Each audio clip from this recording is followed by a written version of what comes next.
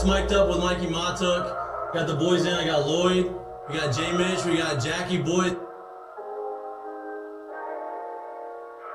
He tried to jump up and he might have knocked it in. Good timing. Let's go. What a start to the Monday. I mean, I'm from Lafayette. My boys will come in and say, oh, God. So me and Joe on the ground. I got Joe in the headlock. And he's sitting there. He's punching me in the stomach, like, punching me. Here, is everyone sitting around? Who here thinks Chico can practice today after having 5 full beers? And he goes, Chad Jones, right? Chad's doing the team 6 minutes. For 7 minutes, right? Chad's like, no, man, I don't think Chico can practice today. And I was like, I look back and I'm like, Jesus Christ. I saw you there. You were more fucked up than me. On the spirit plane had some issues, I think. She was sleep farting. You heard her or you just thought it was her? I sat right next to her. I smelled. Whoa. What was that? Time for the show. You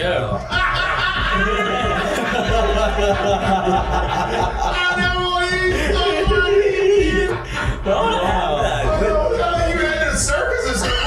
I'm late. Like, I don't even know what I'd be doing. Now, when you do go to spring training, are you going to bring your chinchilla and your turtle? My dad tell you about it? The SEC is, God, they hate fat people. I mean, I get crushed for that. You know what I mean? It's like, come on, man. Hey, just the South, bro. You got a bunch of food down here. Like they should. Players, look at Lloyd. You know what, Lloyd? You're looking for a recruiting coordinator, coach. I'm here. Yeah. He's like, I'll piss my pants right now. No way. We're wearing gray pants, long gray pants. He goes, I'll piss my pants right now.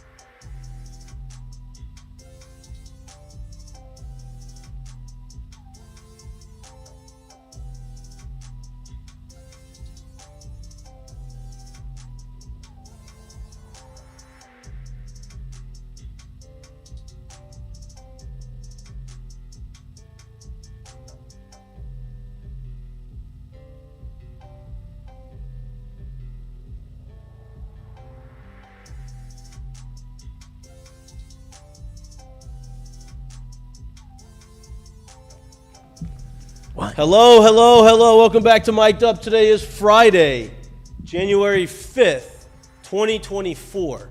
How many times have you messed up on the... Well, I guess you don't need to write the date that many times. Like when we were younger, when we were in school and you had to write the date. That's when the teacher knew that you're a fool. Now it's like you're grown up. Well, you're not grown up that much where you don't write checks probably still. But checks kind of get messed up still at this point, 2024. We are in the 2024 season. We have a lot to talk about now with the turn of the calendar to 2024. Whoa, that's a lot of 20s. 2024. 888. We're going to start transitioning a little bit into baseball. You know, obviously there's still a lot of football conversations. This show is going to be a big NFL show. Obviously, hopefully there's some breaking news that pops as the show's going on. Still no word on defensive coordinator, no word officially on the offensive coordinators, on the coaching changes, none of that stuff. Recruiting world has been pretty hot and heavy right now. Obviously, the transfer portal, you see some guys, Logan Diggs, gone in the portal from LSU. There's a couple guys from LSU that have recently left in the portal. A couple guys LSU have recently gotten in the portal. Jyaire Brown, cornerback at Ohio State. Look, they love going up to Ohio State and bringing down those cornerbacks. 2 of the 3. Now, Jyaire Brown hasn't stepped foot on campus from Louisiana. Has 2 years of eligibility left, so he comes back to Baton Rouge, back to Louisiana. The other 2 J.K. Johnson and Sevyn Banks. Neither one of them has played a snap at LSU. Sevyn Banks is not here anymore. Got hurt first play of the season. I said no snap. Played one snap, snap. And then J.K. Johnson comes down, gets hurt before the season, doesn't get an opportunity to play. He is still here. They are adding bodies to the secondary, and I think guys that are talented, and I think they've done a really good job of bringing back some transfers from Louisiana, right? These guys have gone elsewhere, come back. Jordan Gilbert, another one, is probably going to fit right into that spot in the safety position. Andre Sam obviously is not coming back. Major Burns has decided to come back to LSU. I guess, veteran presence. He's been here for, I guess this will be his third year at LSU. Anytime we need bodies. You need guys who have experience and have the ability to play in the SEC, and I think that's what they're doing. And I think their strategy of going in the portal and bringing guys back to Louisiana that left the state that are from here, I think that's an important piece, right? Now, how they pan out, that's to be determined. But the fact that you have guys that are from here that want to be here, I think that's a big piece. They're doing the same thing in recruiting too. Yes, they are. 17 of the 24, I believe, from Louisiana. So they're building a culture here. No doubt, and that's what you hope that was going to happen. Bringing in Brian Kelly, who's not from here, right? Who has never been in the South, for him to understand that Louisiana is a hotbed for recruiting. The South is a hotbed for recruiting. We got to keep the wall around the state and keep the recruiting wall up and keep these guys here, and then go and sprinkle some other prospects from around the country. Obviously, 2025 class is shaping up to be maybe the best ever from LSU. I mean, they're number 2 in the country. Recruiting class is still super early. A lot of things can happen. They just got the number 1 receiver in the country. They had him about a few months ago, Decorian Moore from Duncanville. That's kind of a LSU feeder, it seems like right now. He's the number 1 receiver in the country. You have the number 1 running back in the country from Louisiana, and Harlem Berry, and now hopefully tomorrow you sign Bryce Underwood, which is the number 1 player and number 1 quarterback in the country out of Michigan. So you have a lot of stuff trending upward. You also have a lot of promise for the future. I think Brian Kelly had promised to do a bunch of things, which leads us to another conversation where a lot of people think that this whole Michigan conversation of Brian Kelly leaving if Jim Harbaugh is gone. Yeah, I get that's a conversation, and we talked about this, Lloyd. I know, Jyaire, we've talked about this off air before. It's like you're doing all this work, and you've done all this stuff. You've done the hard part. You've rebuilt the culture. You took over a program that was in a bad spot when you first got here. You go and you do a lot of things, and you put your processes in, and you win 10 games the first year, and you do it again. You win 10 games the second year, and all of a sudden you go and you make all these changes on the defensive side. You're going to bring in this new stuff. I just feel like you're not going to do all of that. You're bringing in a number 1 overall recruiting class potentially next year. This year is going to be a top 10 recruiting class. Maybe before it's all said and done, maybe a little bit better. You're doing all this work. It's just hard for me to believe that he's just going to, I've done all this. I've built it up. Let me just go somewhere where there's also some things, some smoke around the program. The last part to me is the best part about what you said. Like, don't get me wrong. I think the coaching world at this point, for a long time, honestly, is while you wear the hat, you do the best you can for the hat. But when the best you can has a near recruiting class with the number 1 quarterback, the number 1 running back, the number 1 receiver, it's hard to sit here and say, well, I'm going to get all 3 of those guys to flip too. Yeah. So with that being the case, it's like I think it puts a lot of smoke that was around that situation, kind of dying that down if you are able, especially if you're able to land the Bryce Underwood kid. No doubt. I think that's trending upward. I mean, I think that's everybody expects him to be here, to come here. Now, I know Alabama kind of I was afraid of Alabama, but Alabama already has the number 1 quarterback in the country on the roster from the year before, I believe. Alabama? Yeah, or this year. They have a guy. They already have a 5-star quarterback. That's maybe a freshman that didn't play on the roster there. Eli Holstein just hit the transfer portal. The guy from Zachary. Yeah, I know. Yeah. He went to STM. Yeah. High school. He transferred. Where's he transferring now? I don't know where he's going. It's not his first. This is Holstein's first transfer. Yeah, this is his first transfer. No, he went to STM. Oh, STM. Yeah. It's not his first.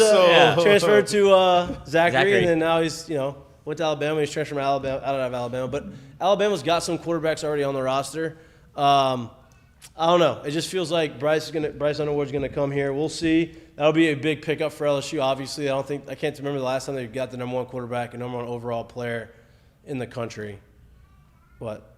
I was thinking. I guess Yeah. the number one player was that, not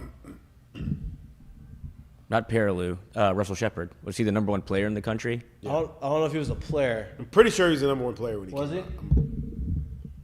Either number one player, number one athlete, Yeah. somewhere in that area. Either way, but it's been a while. Yeah. Right? And so that'd be nice to get him. Women's basketball, first SEC game of the year on SC Network. Streak continues. Yep, streak continues. Joe Schwartz comes on the show. Next day they win. They win by 20 points.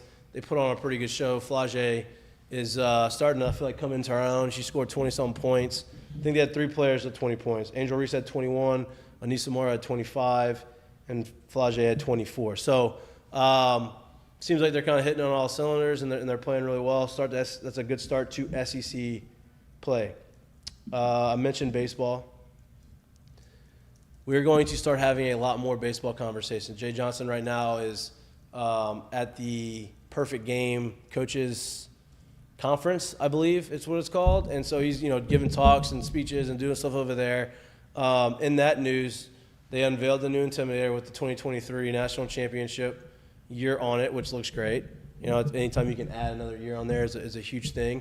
And preseason baseball, or Perfect Game preseason top 25, LSU comes in at number 3. They also come in with 2 preseason All-Americans in Holman and Tommy White. I believe that when it's all said and done, there will be a lot more than just 2 on the All-American team. Maybe not first team, but there will be more than those 2 guys on the All-American team, and I think there'll be a few pitchers on there. So we're looking forward to having more baseball conversations and more baseball content. Obviously, football season is still not over. Right now, you have the national championship game on Monday, right, which we will get into that a little bit. You also have NFL play. A lot of playoff implications happening this weekend. I think there's only like 6 or 7 teams that are technically out of playoff contention. That's it.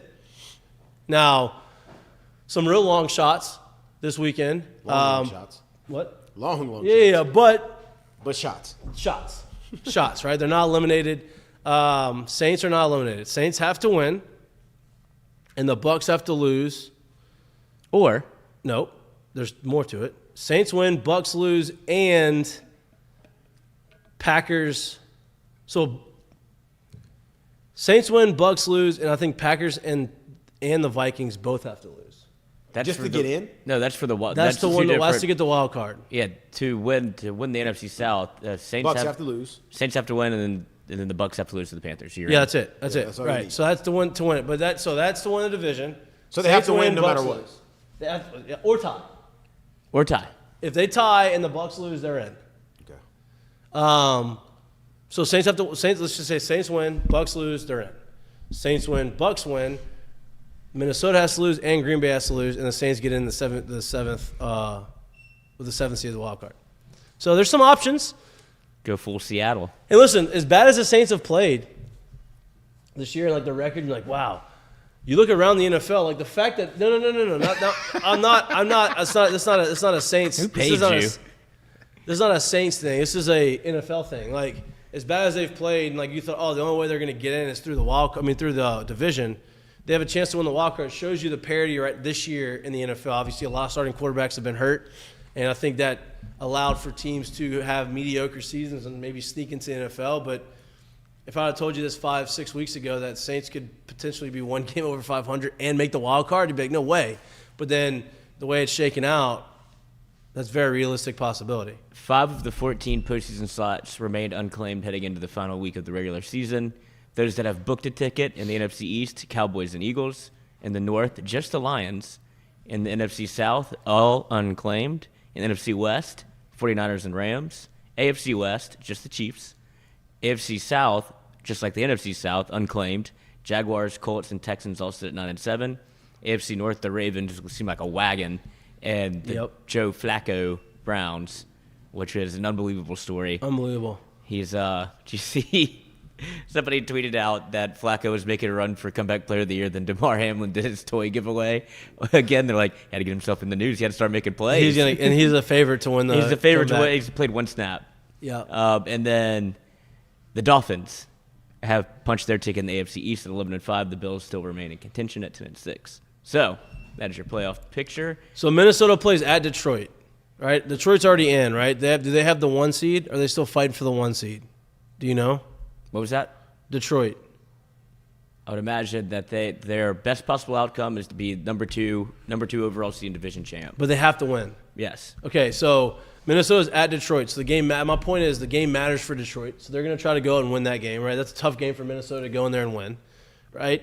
And then Chicago is at Green Bay. And you know Chicago wants to beat Green Bay and knock them out because of the rivalry between Chicago and Green Bay. And obviously Justin Fields wants to continue his really good play at quarterback so that Chicago Bears don't decide to go draft a quarterback 1 overall and get rid of him, right? And I think that he's kind of earning his spot as that franchise guy. And so what tells me that, hey, they're going to go out there and they're going to play their ass off to try to beat Green Bay. So the Saints go ahead and they win against Atlanta at home. I think their chances of getting into the playoffs are pretty high based off of the opponents that they have to play. Because let's be real, the Panthers are playing the Bucs. It's probably not going to happen. Probably not going to beat the Bucs. Now when our owner's throwing stuff, it's yeah. a lot of bad juju going on. Yeah, Tepper has the best arm on the team. No, he doesn't. But he didn't miss. He was on target. Yep. So there's a lot happening. It's a tough betting weekend for the NFL though, because some of the teams that are out, that are in already, sitting some guys you don't know, but then you also have incentives. Now OBJ says don't bet on him hitting on any of his incentives this year. That's what he said. Came out in the public and said, don't bet on me hitting my incentives, which I don't know what that means, but is that like a play on like? I guess he can't get to him, maybe? It sounds like a man that knew it was going to take him a little while to get in the groove of things this year. Yeah, he started figuring it out towards the end of the year. He started figuring it out, but Buffalo, Miami, electric. Buffalo can go from being the 2 seed in the AFC to not making the playoffs. To 1, 2, 3 vacation. Yeah. How crazy is that? That's crazy. They're a team that I think everybody else is hoping that they don't make the playoffs. Yeah, it's like when the Alabama graphic popped up in the college football playoff, like, oh. Well, yeah, we thought that. Right, still. But then I think there's other teams that people would rather see, is what I'm saying. That Alabama graphic popped up, and Michigan was like, that wasn't arousing, like, hell yeah. It was like, oh, we're going to be in for a doozy. Yeah. And according to Michigan, they really thought that Florida State deserved to be there. Is really what, that's what the reaction was for. Yeah, they say. Florida State proved that. Yeah, that's my whole argument with the whole thing, right? It's like, listen, I get you have every right to be upset. You probably did deserve to be in there. Like you probably earned the right to. You undefeated, whatever. You got screwed, no doubt. Hey. But if that's the case, let's not go lose 62-3. Hey, here's my question, because there's levels to this thing, right? Like, and I heard on McAfee's show, Nick Saban was talking about what they were able to do last year to get Bryce Young and Will Anderson and those guys to play. The school took out insurance policies for those guys to play, and I'm wondering if Florida State went that route to get those guys, or all of them just said, yeah, we got no protection, we out. And what I mean by there's levels to it, if Florida State didn't do that, well, you wonder why you got blown out by 60, because you didn't understand the levels you need to take and the things you need to do to make sure you get those guys to play. Because I would imagine it was probably a conversation like, hey, if we don't have any protection either, hey, we sitting out too, bro. I'm about to be a top 3 pick. I'm good. I don't need to play in this game. It's not a championship game. I'm good. Last year with Will Anderson and Bryce Young, Alabama took out the insurance policy. More insurance. Alabama did, not those kids did. No, right. Alabama did. They took out more insurance to make sure if you get hurt, you good. Yeah. So nowadays with NIL, it used to always be the players had to do it. Mm-hmm. Well, the players, through the school, but they had to be able to like put on. But now with NIL, the schools can pay for it. That's what I'm saying. Some right? schools. What? Some schools. No, all schools can. No, you can. Some schools do it. That's what I'm saying. LSU does it. Yeah. LSU pays for it, but they all these guys had insurance policies on themselves anyway throughout the course of the year, like the ones he's talking about. But when the playoffs happened and the bowl game happened or whatever, they increased the insurance policy because, hey, listen, you've had this whole year. Your value has increased based off of how you've performed, and now there's a little more risk because you're playing a game that you don't want to get hurt in. It doesn't really matter. So we're going to increase your insurance, which I think is a brilliant idea. And my point is I'm wondering if Florida State took that measurement, and if they didn't, Well, I guess I can understand why 20 of them said, or however many of them said, Yeah. I'm good. Not And playing. here's the crazy. Some of them said no, I'm not playing, and it's still coming back to school. Like that's crazy to me. Like, hey, we're not gonna play. Saying I'm opting out to go to the draft's one thing. Saying I'm opting out and then transferring is one thing. Yeah. Saying I'm opting out, but I'm gonna come back to school and be ready to go. That's kind of wild to me. Like I'm not going to play in your playoff game because I'm not going to play in your bowl game because you didn't put us in the playoffs. So you're vetoing your postseason games just because you're not in the playoffs? That sounds like crazy to me. It's a little weird. Crazy. They did get DJ Ungulale. He's still sticking around, huh? He went back to the ACC. Complete opposite directions of the country. Oregon State, Tallahassee. Back. Where's Oregon State? Corvallis. Mm-hmm. All the way to Nice. Tallahassee. He had a good year, at Oregon State. He's going to be the starter at Florida State. Obviously, they have. Everybody's still holding on to that Clemson Notre Dame game when he came in. Listen, he had a good year. Yeah. At Oregon State. Like I thought he was fine. He did fine there. I think what Dabo has proven to you is that Dabo's offense isn't great unless you have Trevor Lawrence running it or Deshaun Watson running it or Hunter Renfrow. Well, no, but who was the other third quarterback? Who was the quarterback before Deshaun? The one that really put him on the Taj map. Boyd? Taj Boyd, right? Like, unless you have these guys that Generational. you believe in doing it, like they're good, running the offense. It's not an offense that's that easy to run. You have to have guys that can do it, right? And they love Cade Klubnik, that guy that essentially Yeah. ran DJ out of town, DJU. Not essentially. He did. 100% the reason why. no doubt. And I think Clemson I think they're in the market for a new offensive coordinator if they didn't already. Yeah, maybe. I mean, I feel like Dabo still has his fingerprints all over that kind of stuff. for sure, it's the Clemson offense. He doesn't adjust anybody; they adjust to them. Like this is the Clemson way. That's his thing. And like, to me, it's a little stubborn. Yeah, Garrett Riley. Just Garrett Riley. Lincoln's brother. Oh, his yeah. brother? That was a family. Hey, what's the deal with Quinshon Judkins, you think? Mutual parting of ways. Quinshon Judkins set the the rushing record for most touchdowns in 2-year span, 35. topping Herschel Walker. Herschel Walker's pretty good. Ever heard of him? He was okay. Played a while back, too, so it sounds like that record stood for a while. Yeah, he was okay. He was average, I think. Went to Georgia, if you're not familiar with him, and Cut above. he's pretty good. Yeah, pretty good. Pretty good. Well, Quinshon Judkins broke that record. Has been a very, very good running back for Ole Miss. He has decided to transfer. A mutual parting of ways is what was being reported and urged by the Ole Miss staff, which leads me to believe that maybe he wasn't the best team guy. Sounds like that asking list of things was pretty long. Yeah, more money, maybe. Hey, I want the ball a lot more. Maybe not being as friendly to as a team-friendly guy whenever things aren't going his way. That's not great for the culture. And I think what they've done over there at Ole Miss, and listen, I know people can hate on Ole Miss all they want because they're Ole Miss, they're little brothers, blah, blah. Hey, bro, they're not going to be little brothers for much longer because what Lane Kiffin and Pete Golding and those guys are doing over there, they're building something pretty special. I mean, they're bringing in all these transfers. They've embraced the NIL. They're getting all this money for their collective, and they're being able to get these guys. Look, I would not be surprised if Lance Hurd is their starting left tackle next year. At all. They're in the market for another premier offensive lineman transferring in to Ole Miss. I think he's visiting them this weekend. So, like, they're doing some big things. So the fact that they're okay letting him go means that there's maybe some things on the horizon. He's coming over here, too. What?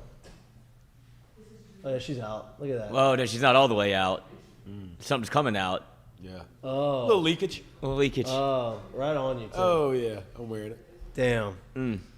Dog poops are, Brutal. Farts are worse than poops. yeah, no doubt. No doubt. But on the Ole Miss front, Jackson Dart put out a tweet after it happened, and you saw him kind of talking with Lane Kiffin on the sidelines. Like there's been some videos that come out of after Quinshon where offensive tackle didn't help him up after a running play, looked down and faked helped up Quinshon. And then you have Jackson Dart put out this tweet, which is Tom Brady talking about selfish players. So he put this on his Instagram story. So a lot of it seems to be more Wow. very mutual. Like I think, I don't know if it was mutual. I think it was more, hey, let's push you out type thing. and the run that Ole Miss has been in the portal, a lot of people went the other way, saying, "Oh, I thought we were stacking up to make a national championship run. This is the best player on the offense, maybe that we've had the last 2 years. It's Lane's special boy. He's the one that recruited him, like found him as a 3-star and turned him into a star. And now it's Lane Kiffin posted it on Twitter, catch and release, respect the fish." So it's a very good. If you wanted to spin it one way, I feel like Ole Miss has done a great Tell you job what, of getting in front of it a little bit. Like, that- look, mutual. We've talked about Lane Kiffin being really good at Twitter. He's very good at Twitter. Very good at Twitter. And he understands how to do the subtweets How to and say something without saying something. Exactly. And like he relates to the athletes. He relates to the guys he's trying to recruit. And I think that's a big thing. They're doing a lot of good things. So look, Logan Diggs is out in the portal too, right? So I don't think Logan's going to go to Ole Miss. Maybe though. I think it feels like he might return up to the Midwest. I don't know why, but his injury was he was seen leaving the field after the bowl game, like limping in like a knee brace that they put on over the pad. So there was something there that happened whenever he came out the game. It seemed like he was, at least hurt more than, because it was like a mysterious disappearance. He came out and you could see that he was limping a little bit, but it was like, oh, I guess he's done. Then you see him hobbling into the tunnel after the game. I was a little confused by it when I heard it. I thought we had talked about him just maybe going to the draft and not coming back. That injury may have kind of forced his hand into rehabbing and returning and playing another year in college. Right, but not here. Not here. But whoever does get him, you get Feels like a legitimate guy. He helped LSU this year. Definitely, right? But I think what happened was once he went down, I think LSU saw what they had, and I think they knew the talent they had, but then the other guys got more experience, and they got more opportunity and more run. The fact that Josh Williams is coming back for a 6th year, right? I think that's a guy that they rely on, they trust with everything. Feels like, I'm not saying they pushed him out. Room got crowded. But if he felt like, okay, I'm gonna come back to school, LSU would have been a good spot for him to come back to if there was a spot for him. I'm not saying they said no, but that's what it kind of feels like. Well, it depends on what Diggs is looking for. If it was to be a bell cow back and get 20 to 25 carries a game, this isn't the spot for you because LSU is transitioning. It feels like you want Williams there for a little bit of protection, right? Like somebody that can do everything and you trust him in the backfield. But every time Caleb Jackson touched the football, something good happened. Yeah. I think it's time for him aside to from the drop against Ole Miss where he wasn't supposed to be in and he was in. Frank, hand up. He said that. My fault. I didn't hear the play call until it was too late. He's like, oh, God, pressure. And he dropped it. Dropped it, pulled him out. But you saw even in limited action in the bowl game, you thought this might be his chance to get going and kind of show out, but they're probably protecting him a little bit from himself. Well, that and the way the game played out early on, right? Like they're chasing points. So he's not obviously going to be in there. Josh Williams is going to be the guy. Noah Kane came in, provided a spark. Kane came in a little bit. So I think you'd imagine he's going to get some more run next year. It'll be kind of a 3-pronged attack, I would imagine, between him, Josh Williams, and Caden Durham. You got to understand, coming into this conference, too, this is a very, very tough conference to break into the every down or starting spot as a back in this conference. It's a grown man spot.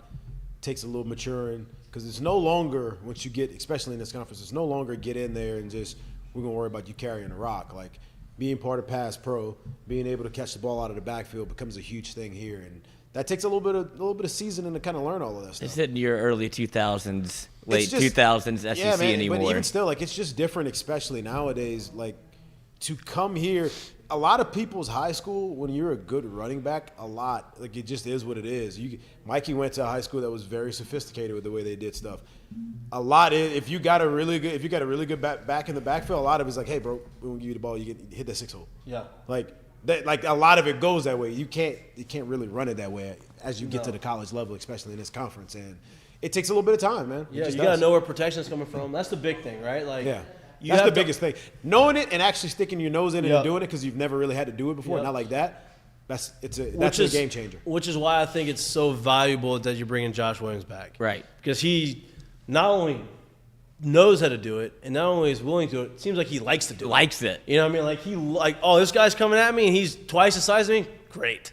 That's what I want. And like, if you go look at him picking up some of these blitz protections, you go and look at some running backs and look at him. It looks like he's on defense. No doubt, right? Some running backs are sitting there and they see it and they see where they're going and they're just trying to stop. They're just trying to like get in his way, right? And the guy's kind of like a yard behind the line of scrimmage and he's hitting them.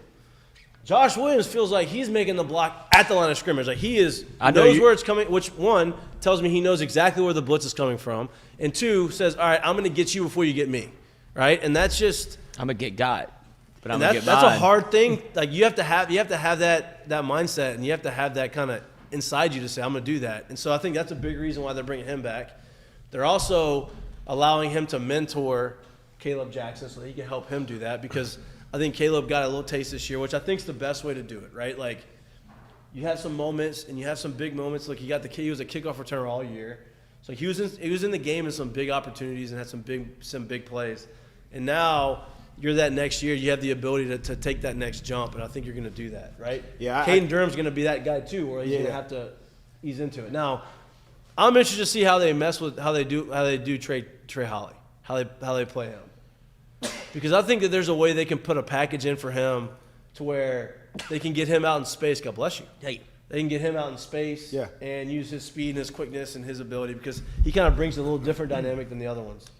Got to understand, too, we're talking about the running back position. It is hard as hell to stay on the field play after play after play at that position throughout the course of a season. So having more than one obviously matters. Having more than two is the luxury you really want, because inevitably somewhere during the season one's going to be down for a game or two or a half or whatever it is, and you need to be able to have another one in there. But like you said, think of it this way. There is no running back that gets to college simply because you're good at pass pro. Right. You got to be dynamic with the ball. Right. You can do that part of it first. When we get here, now we can figure out if you can actually be that dog who can actually stay on the field for 3 to 4 downs. Right. And then the way the offense is. Oh, here you go. You think he likes blocking? That's only one, too. There's 2 or 3 in this game. But this was a guy that was talking shit all game. And look, not only did he go and pick him up, this guy had a full head of steam. Like, he saw the hole, he came through the hole, and he had more momentum going towards Josh Williams than Josh had going towards him. He cuts back and finds him and blows him up and then lets him know about it, because that's who you want on your squad. And then you have the block from when LSU played Alabama, where he's chasing people down 15 yards down the field to make sure he scores. And they had a couple in the bowl game against Wisconsin where he met him at the line of scrimmage. I specifically remember. I don't remember exactly where in the game it was, but I specifically remember, he literally met the guy at the line of scrimmage and didn't wait for him to get in the backfield. So I think it'll be interesting to see what they told him to get him to come back, because I feel like he's put enough on tape to where you know who he is. Like a NFL team is not. I don't know if he's going to have the chance to be a breakout star, which a la maybe why Logan Diggs felt like he should go. It feels like he's going to be a coach, doesn't it? It feels like he's going to get a chance in the league. And no, for sure. But like, yeah, it feels like he's going to be a running backs coach and getting the coaching, because he just feels like he's got that type of mentality, leadership. He understands the game, right? Like that's part of the reason why they wanted him back. It feels like it's. One of those things that he made. I don't think I agree with that. I don't think you have to tell him much to come back. Like, let's be honest. As a running back, you want as much tread on that tire for as long as possible, right? But do you know how hard it is to make like real life-changing money in the draft for a running back? It's really hard. You have to be maybe top 2, and those top 2 usually don't go in the first round as well. So if you're not going to be that, and you're going to be towards the back half to possibly not even drafted, it's not even a thought, really. It's like, hey, you should probably come back here. Yeah. So I don't think that there was much you had to actually sell him on outside of just letting him, hey, here's the numbers. Like, where are you going to go? Why would you do that right now? Yeah, nothing. Yeah, there's you not much. You don't have to do that right now. Yeah, you're not going to move up regardless, so you might as well come back and, I guess, cement your legacy a little bit at LSU. I'd imagine he would be probably first in the running for 18 if he returns. Wasn't he 18 and lost 18 and give 18 back? No. Wasn't Josh Williams 18 2 years ago?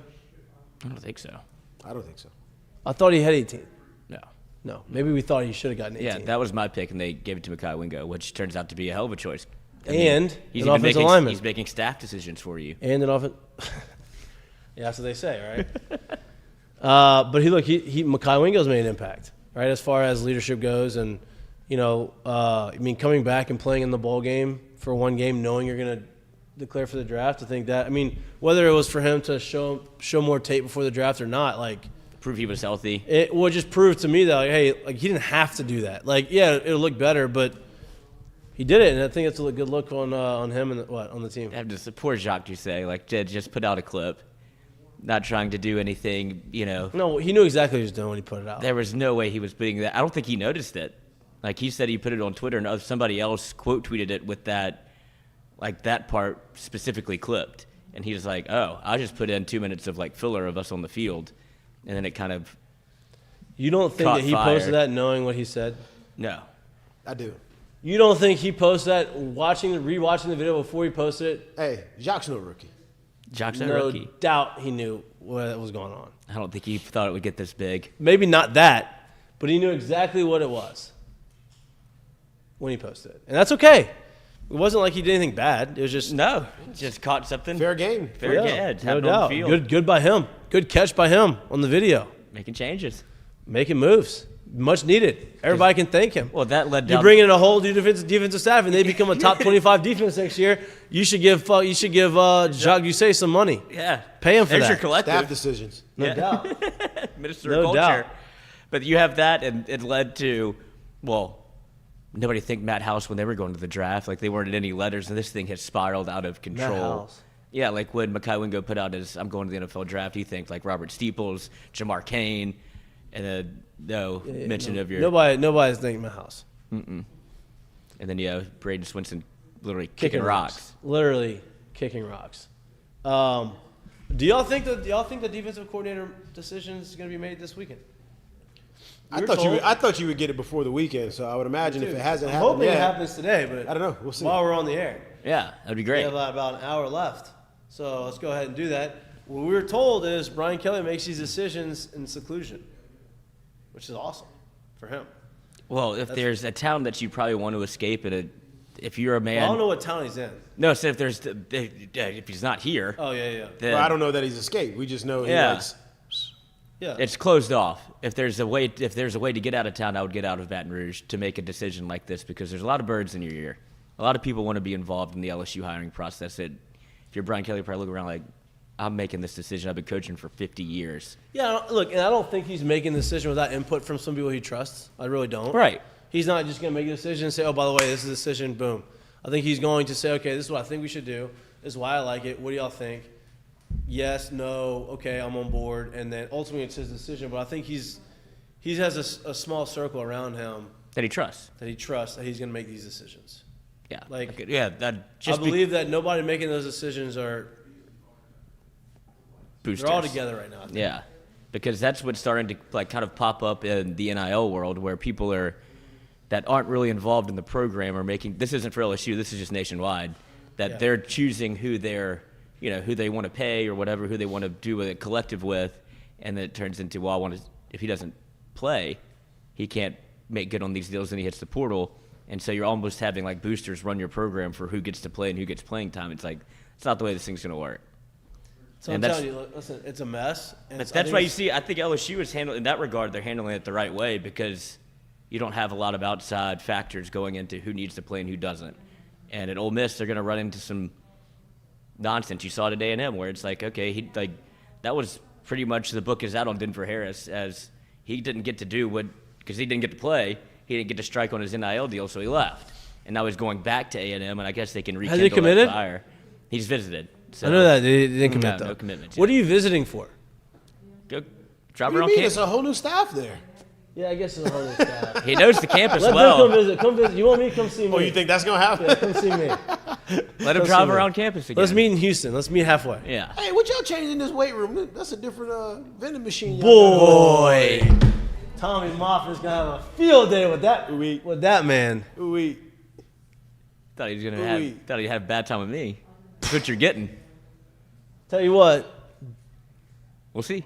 He's just lucky it's 2024 and not 2004. I can tell you that. Things might be a little different for him. I can tell you that. Let me ask you this, Lloyd and Jared. Do y'all feel like the longer this coaching search, or the longer that it takes for the decision to be made, do you think that that's better or worse for Blake Baker? for us getting Blake Baker? From all of that we've heard, and this comes from the report from the guy who broke the story. His name escapes me. 247 said that Not 247. he's from 247 Sports, national writer. Mr. 247, Mr. Worldwide, said that Mr. Studio Girl. the ball is in Blake Baker's court.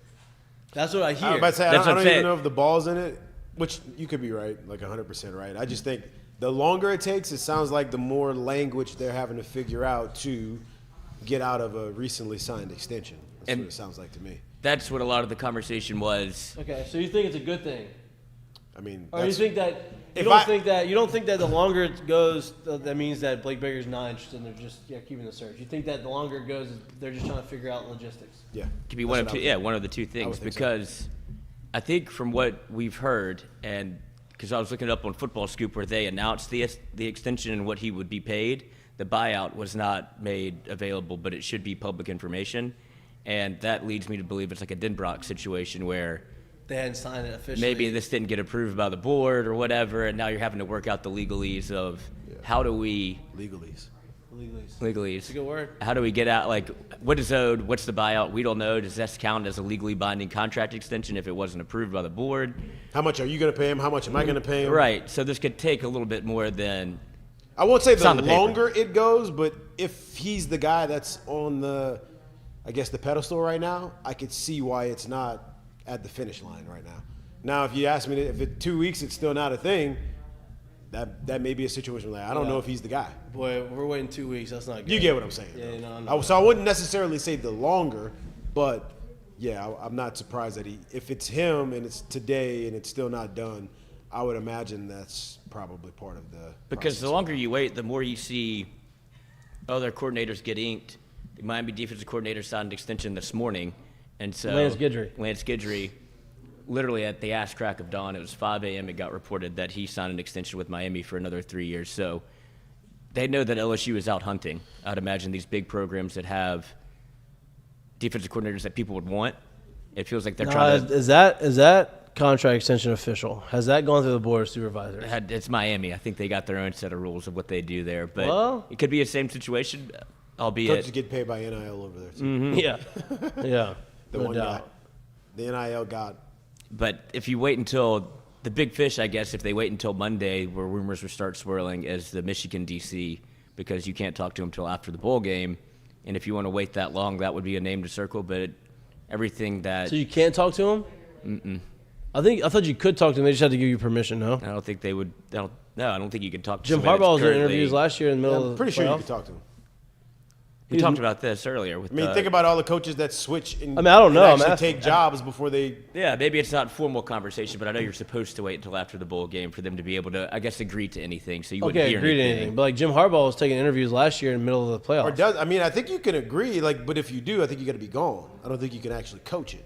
Yeah, I don't think there's been many instances of somebody like you've seen coaches stay on for a bowl game, like to help throughout a practice that have signed other places. But I don't know. It just feels like they would wait until Monday to announce, I guess, if it's him. But for everything that I would imagine, Harbaugh would want to bring him with him. He's worked in the NFL before. He worked with Jim in Baltimore. So these John in Baltimore. So he's pretty tied connected to the Harbaugh family. Young guy. I could see him bringing part of his staff to whatever job he decides to take. Because I think he's gone. Harbaugh? Yeah. No doubt. Yeah. No doubt. Speaking of Harbaugh, Michigan opened as a 5-point favorite against Washington. You know what I'm doing. You gonna tease that thing? Teasing Washington, baby. I don't know if I think I kind of like Washington. Just with straight up. I mean, I'm not gonna take a money line. I'm gonna take the 5 points, but I mean, everything you saw last weekend, every game was a one-play game. It literally came down to the last play of the game twice. No doubt. I mean, So the committee got it right. The way Michigan's defense is real. Their ability to scheme is real. That's for sure. that's. They got some good players too. Like I'm not going to sit here and try to minimize those guys Right. either. But I think that the way Penix is able to throw the football, right? In a dome. Yeah, I don't think the dome really matters unless they're playing like Michigan. You know, Well, no, I'm just saying where he was playing in Washington, Tacoma, where it's Here's what I say. I also think this too. Like you sit here and you watch Washington. They actually have a top 10 talent, probably going to be a top 10 pick at the receiver spot, right? That's another guy that they have there. Like, they have a real dude. If I look back at, like, the Alabama game, like, let's tell the truth. First-year starter at quarterback. Who's their go-to receiver? I guess it was Burton. For who? He just Alabama. Is that a true number one in college? Mm-mm. Who's their go-to back? Milrow. Is that a true running back in college?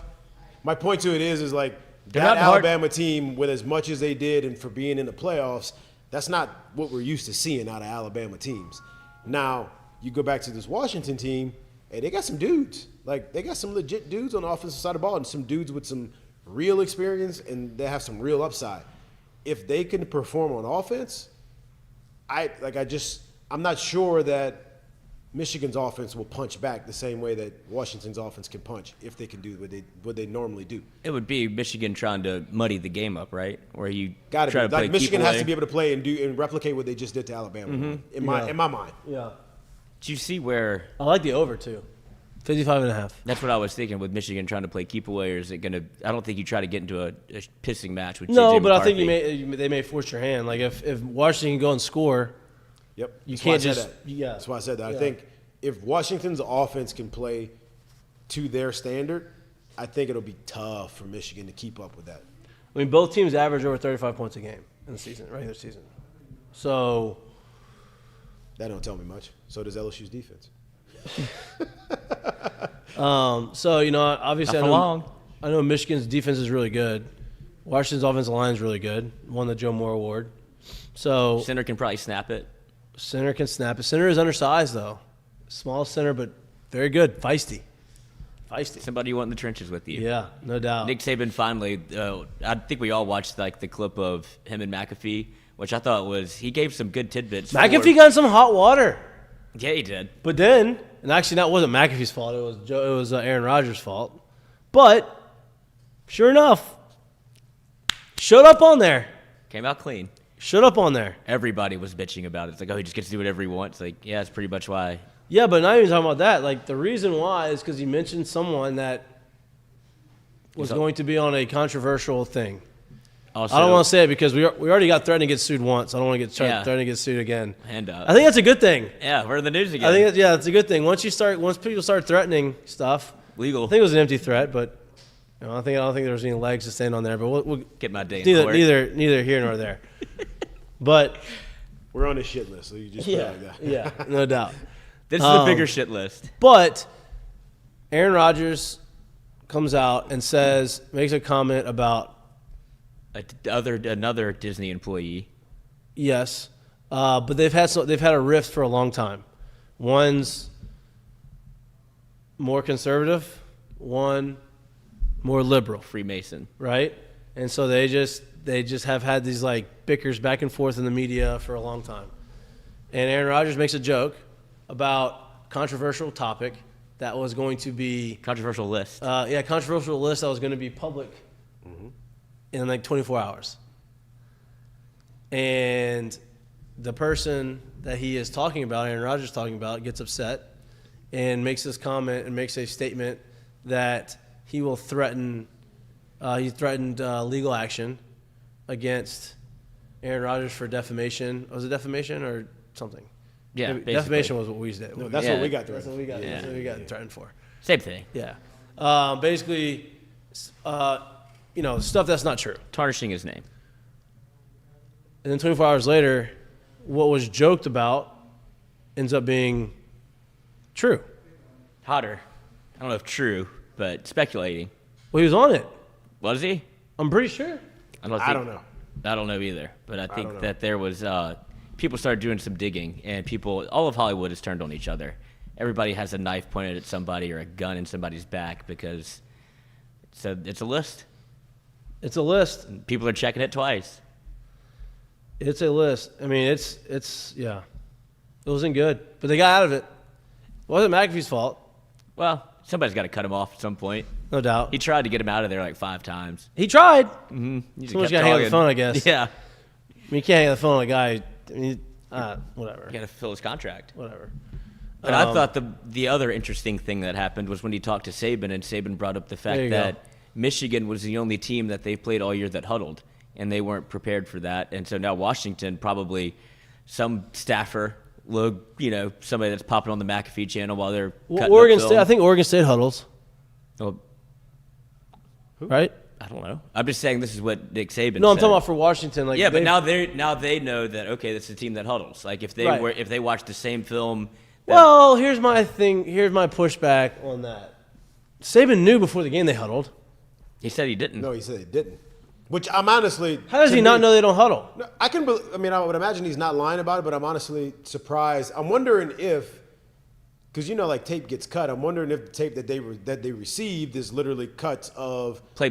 post huddle or like post huddle, like they're breaking huddles and Yeah, that's all but- they have. I get that. But Saban being who he is, That's what my point was. wouldn't you think that he would? I don't think he know? would. Here's my thing. I don't think he would bring that up if he for sure didn't know, because someone as prepared as he is, you would think that they prepared for something Right. like that, and not, oh, it didn't happen. So Or I think it's possible. he knew that they huddled and that the team just wasn't. But then he would practice it. But No, but you can still practice it. But definitely- practicing it and being in the game is a completely different thing. he definitely threw a couple of shots in there at other people that weren't him. What else did he say? What did he else say? I would say that's probably a shot at people on the staff saying, "How are we not prepared for this?" Like, And you also got to talk about it. Like, I think Saban is at this point especially when it comes to the he's offensive not side of the cutting ball. up tape. He's the CEO, and I'm not exactly sure how much he is in that game plan, if that makes any sense. So when it comes to it in the game and it becomes a big thing, I can see a world where he's like, are we not prepared for this? Mm-hmm. I gave you this. This is you. I'm letting you run this. Why are we not prepared for this? I can see a world where that's possible. Yeah, Just saying. especially when you hadn't seen it all year. And a man as detail-oriented as he, that was the first thing that came to my mind is like, I figure a man like Saban would have, this is something where he thrives. Like, oh, we prepared for a team that hasn't huddled or that does huddle. But also, I would have of the same vein of you where if he did watch clips, he's not in there cutting up tape. He's getting a package, post-play, play, clock. So you're saying the staff should have seen I that? think, if I say, because you got to think about it. If Saban's claiming He's coaching that they it on the haven't- field. Yeah, but if Saban's claiming they haven't seen it all year, you got to imagine that something that simple, realistically, a guy that is a defensive mind and a head coach and CEO, that's not on his checkoff list Right. if they haven't seen it all year. That's not something I'm making sure, hey, make sure my offensive coaches know if they huddle, we need to be doing this. Right. Got to imagine that's something he's kind of like gotten away from. I could see it. And so now that, like you said, I don't know if Washington plays anybody in their conference or in their schedule that huddles, but it's something now that they know, okay, if this bothered Saban so much and Alabama took them by surprise, we could prepare for it now in 3 days. That's wild. Yeah. Nobody huddles. Yeah. And about that? it goes back to what college football, if you don't do it if you don't do no huddle, you literally have to have the quarterback run over to the coach or send a player in like it's I high heard school. Saban actually gave a long explanation as to why or how they were able to get better when they went away from the huddle on the defensive side of the ball. You know, everybody's got the huddle. Now everybody's got the muddle, right? And then there's actually just no huddle, right? And he said when they started going to muddle, they had to basically dumb down completely their defensive calls into like one word. But one word would tell you pretty much everything that you were doing because that was the only way they were able to get defensive calls out quickly. before the ball was snapped. So I could see in a world where he's gotten away from it and figure out how to do it where the other teams ain't really doing it and all of a sudden somebody's doing it and you're like, oh, we're not prepared to take advantage of them doing that. I mean, it's possible. Mm-hmm. It's possible. And then he threw the poor center under the bus. It found McAfee drug it out of him. What did he say? He I didn't get to watch it. he essentially said the center had got the yips. That Yeah, listen, dude. I didn't think he threw him under the huddle. He made some very good points about he what did, kind of but goes on. he didn't want to specifically mention what was happening on the offensive line, and then Pat kind of guided him there, and he's like, "Look, yes, we did have trouble with the center, and it's like with what people do on defense with the clap." And he's like, he said that he heard somebody clapping on defense, and he's Which is, I think that's taking up for him, saying like, hey, it's not his fault if you can sit here and say I heard somebody clap, which clap, pads, whatever it is. Okay, that makes sense, and I could see why you would be snapping it crazy. Yeah, and didn't you say the defensive lineman going across the face of the center? Was it you that told me that? That was him. That was you that said that. Yeah. And so like that, I mean, obviously all those things. Like, look, do anything you can to get a little bit of an advantage, right? The mind is a crazy thing, right? Because the yips, and it's something you don't ever want to say, is baseball players, right? But a lot of people can have kickers, golfers, baseball players, centers, anyone that has to do one specific task, right? Over and over again. Throwing a football, shooting a basketball, swinging a golf club, snapping a ball, doing something, right? And all of a sudden, something goes way wrong, and you don't know why it went wrong. Now all of a sudden you're thinking about not going wrong again. Now all of a sudden you lock yourself up, and that's where the yips happen. And apparently too, for offensive linemen, the clap snap is kind of the equivalent if you were a hitter in the box and your eyes were closed until release point. That's basically where you are.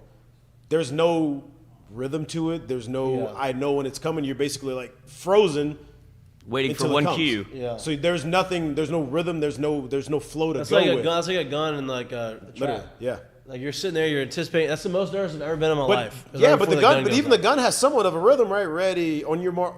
Runner is ready. Get set, and there's no like maybe one time you get it in 1 second, maybe one time you get it in 6 seconds. That's what they get. And there's not other fake guns going on. Yeah, exactly. So like that's kind of what it is for O linemen in those situations. So it's kind of tough. Yeah, they brought on A.Q. Shipley, a former center, and he said that when Kingsbury came in, when he was a center, he tried to install the clap, and he was like, "We're not fucking doing this," because he's like, I had to look up at the jumbotron to see when Kyler Murray was going to clap because I couldn't anticipate it, and so he's like, it's a tough thing for a center to do, especially if you have some. And to Saban's, I guess, credit or uncredit, whatever, discredit, said that there wasn't anybody clapping on Michigan like we checked. It wasn't happening. He's like, he just kept saying he was hearing something. He was seeing ghosts. Yeah. And then he hits the transfer portal. Center's in the portal? The center is? Mm-hmm. That's unbelievable. Wow.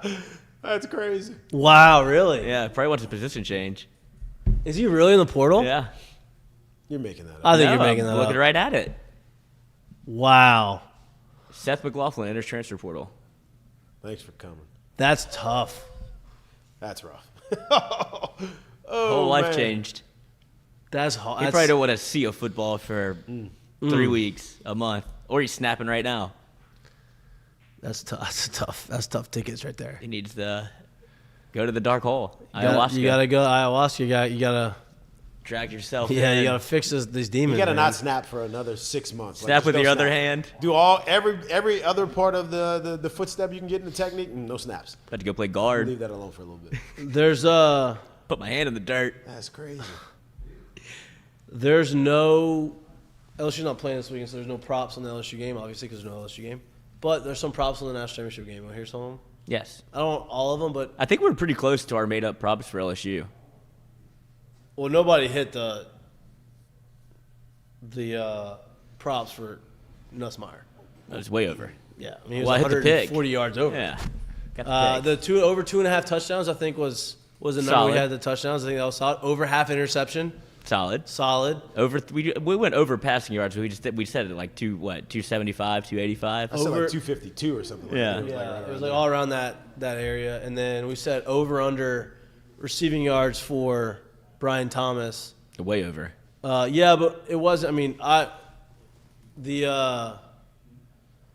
we were way under Malik Neighbors' props because we thought he was gonna play longer, get more out, but whatever. And then Brian Thomas, I think we had about 70 yards. I think that was about what we said. He's at 98, so not terrible. Kyron Lacey, I think we were spot on. Yep. Running backs, not on at all. We didn't set any because we didn't know what was going to happen. Yeah. Noah Kane came in. But I'm interested in these props. Here's a couple, right? So J.J. McCarthy, quarterback for Michigan. The over-under for passing yards is 196.5 for him. Shows you what they think of him. He's been under that line 4 straight times. Really? 4 straight games. Yeah. His highest output, I mean, he threw for 221 against Alabama. That's with overtime. I'll take that. But he's thrown for over 300 yards one time this year. 12 of 14 at Washington opponents have thrown for 100. I was about to say, I'm going over on that one. I'm going to be honest with you. 12 of 14 opponents thrown for over 196 yards against. Yeah, they get into a track meet. Yeah. Got to with the offense that they can put up. Staying on the quarterback props. Michael Penix Jr. over under 39.5 passing attempts. Over. He said that he's only gone over that in the season 3 times. Over. I think under. I think under because he started to run a little bit. In the, No, I don't think it's because he's going to run. I just think that I don't know if he's going to have the ball long enough to throw it 42 times. And the running back said should be playing. His foot got aggravated in the last carry of the game. Now, the receivers, I don't know all the receivers. I mean, can you pull them up on your computer, all the other props? I'll see. But those are, I mean, that's going to, like you said, it's going to style will dictate the fight until you fight. And it'll see what, obviously Michigan loves to run the football, and you saw that he was electric. It just depends on who gets out to a lead or not. Like almost who gets the ball first. Right. If I'm watching it, I'm taking it and scoring. You're going to live bet it? I like that move, too, for them in this game. They win the toss. Give me the ball. No defer. Yeah. Give me the ball. Yeah. What do y'all like in the NFL? Do you like the Saints? Sneaking in the playoffs? Do you like them beating the Falcons? I like them beating the Falcons. Okay. I wouldn't bet it, but I like them beating the Falcons. I like them beating the Falcons too, right? Well, they beat the Falcons. They're going to have to. I feel like their only way into the playoffs this weekend is Minnesota and Green Bay losing. I don't think Tampa Bay is losing to the Panthers. Sage -3. They're at in the home. dome. That's usually about what it goes. Yeah. Buy it down to 2.5. I'm going to tease it I know. in the under. What is the over/under? Oh, just put it away. What do you think it is? 35.5.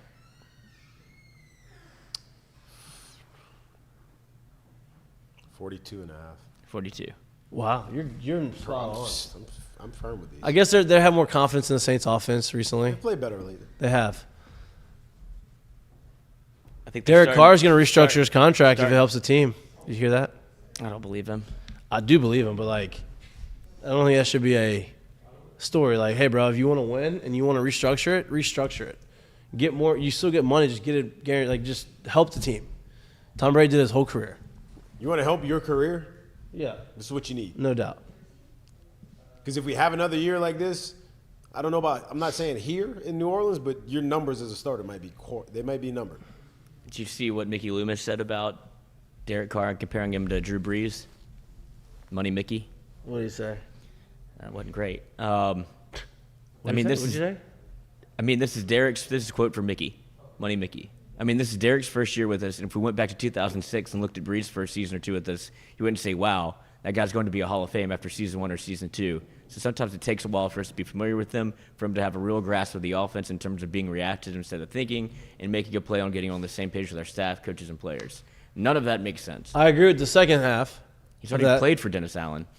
I'm not talking about Dennis Dennis Allen. Allen is not an offensive coach, though. Yeah, he's not have to get familiar with him. He means the offensive coaching staff. I agree with the second part. It does take time for it to get familiar, but the first part, okay.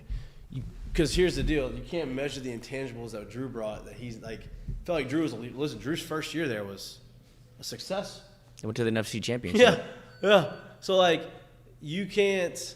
Maybe the numbers weren't oh wow, but what he brought to the team as far as leadership goes, and as far as making them better, I think that you can compare that. Derek Carr obviously did not make them better, or to that extent, to that point. So in 2005, or Drew's first year 6 was way better than Derek Carr's first year here. Maybe not statistically. That was in 2006. That was Drew Brees was entering his 6th year in the NFL. Derek Carr is entering his 10th. Another point. What were the numbers like for Drew? 4,400 yards, 26 touchdowns, 11 picks. That was Drew's. It's pretty good. 10-6 season. It's pretty good. Here's the thing. I don't think that statement's that far off. No, Just being honest. And I even mean the front part of this statement. Like I said, we got to remember. Let's be honest. Let's be completely honest. Who held that thing together when it was ass off the rails in Oakland? Derek Carr, I'm with you. That team went to the playoffs. I'm with you. This team, if they win this game, is going to have 9 wins. Drew had 10 that year. Yep. Playing probably the easiest schedule of all time. That's fine. We don't know what that schedule was either, so Listen, we can't sit here and hold out. So 'cause we don't know the answer to that. Derek Carr has 3,600 yards. This is because it's a 16-game season. Drew played 16-game season, so let's not even put the game in. Derek Carr has got 3,600 yards passing this year, 21 touchdowns, 8 interceptions. Drew had 4,400 yards and how many touchdowns? 26 touchdowns, 11 interceptions. 26 touchdowns, so 5 more touchdowns, 3 more interceptions. Yeah. Right? 10-6 record, went to the NFC Championship.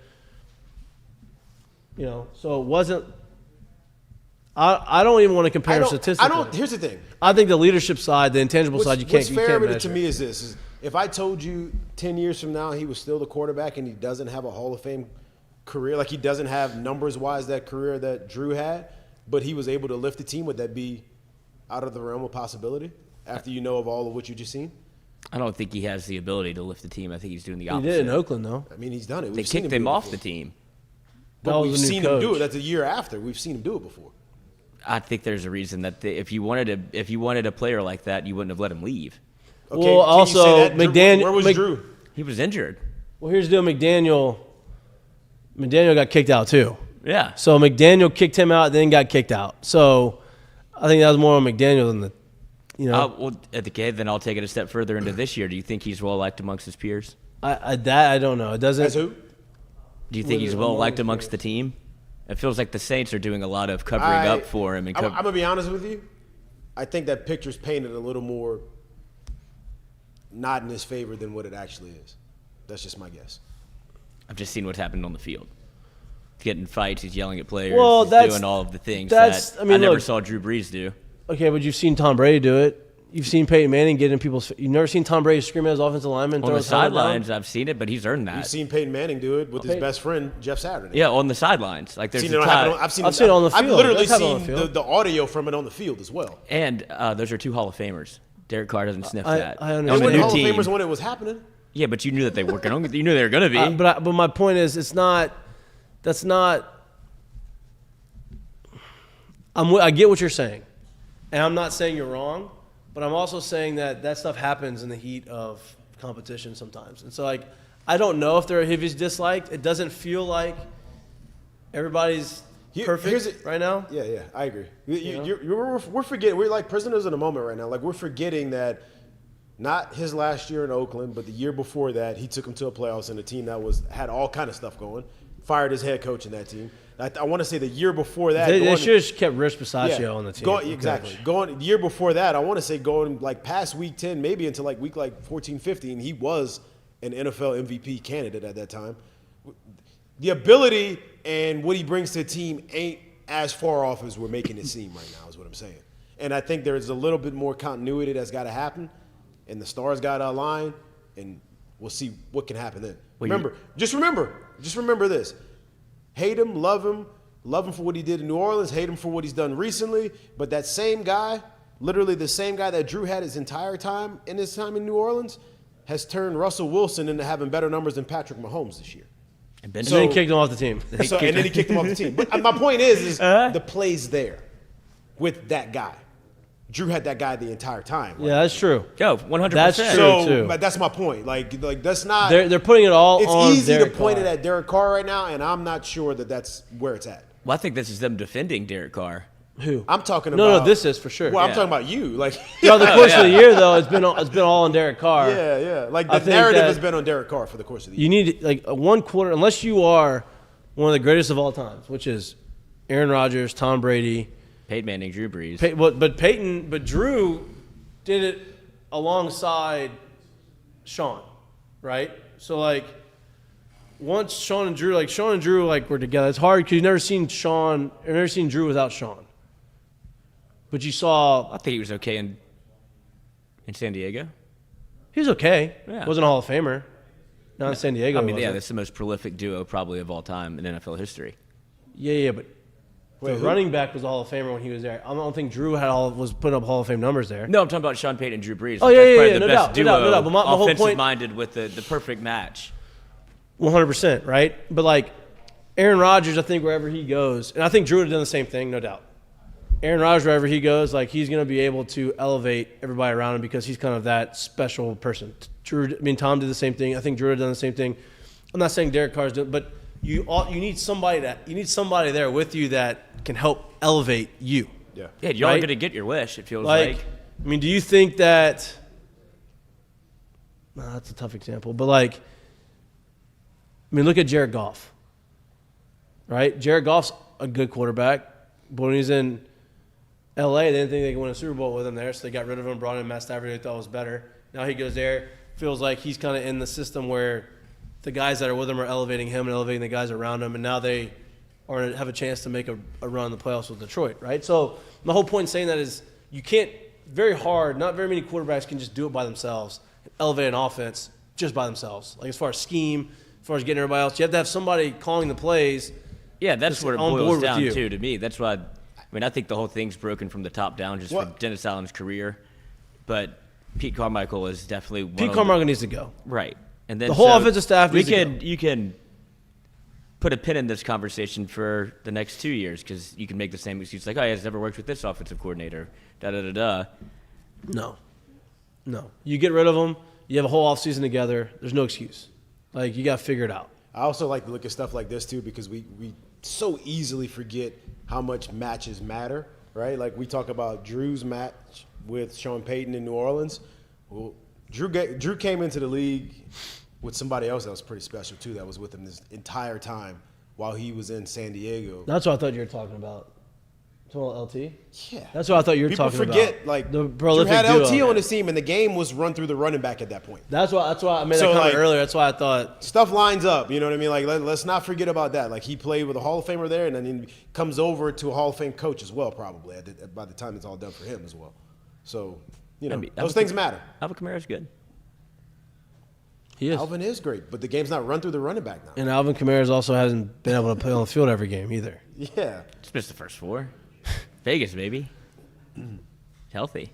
He's a game time decision this Sunday. Yeah, his ankle. Yeah, game time decision.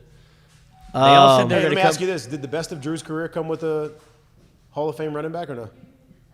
No. So then why are you Pierre saying Thomas. the best of Derek's season should become with a Hall of Fame running back? Pierre Thomas. I think that's a better case for Darren Sproles. It's a better case for Drew Brees than it is for Derek Carr.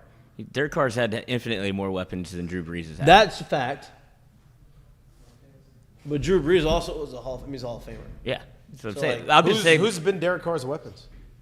Chris Olave, Michael Thomas, Alvin Kamara. That means he's been out. Well, you're talking year one with the shit offensive coordinator. So Right, that's I'm I'm saying. That's not fair. The bigger point of it is you shouldn't. I wouldn't if I'm Mickey Loomis. If you want to keep the fan base happy, especially in a year where it feels like you're not going to make the playoffs, I would not. Whoa. I would not. Whoa. I would not elicit Whoa. the ghost of Drew Brees Wait a to minute. compare him. You don't think they're going to make the playoffs? Fuck no.